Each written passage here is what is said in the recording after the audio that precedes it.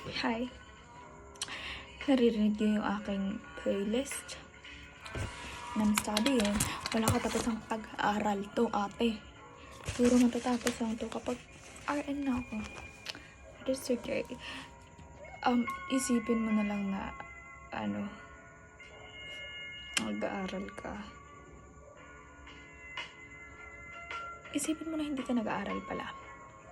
Para hindi ka mapapagod. Pero pag isipin mo nag-aaral ka, kakatamad yun, diba? But I'm just gonna say na gusto ko nga ng boyfriend.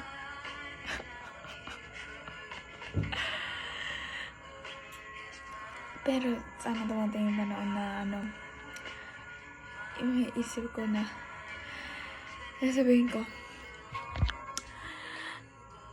for all those guys that I've hurt before, I'm really sorry. But I didn't regret saying no because now I found the right guy. I found my boyfriend.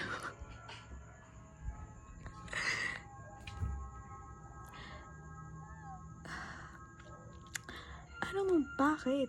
Baka nasa stage na ako ng nasa stage na kasi ako na 21 years old now. 21 to 35 years old.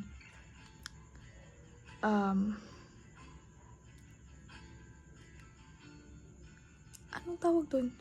Kalimutan ko yung psych. Isolation. Intimacy versus isolation. Nandun ako sa stage na yun. Ayun lang. I'm just gonna say that. Sana kapag dumating na yung boyfriend ko, sana better na ako, no? Pero okay lang talaga ako na ngayon wala. Kasi I'm so matamad. I'm so immature pa. I think God is preparing us. So prepare for me, okay? Bye!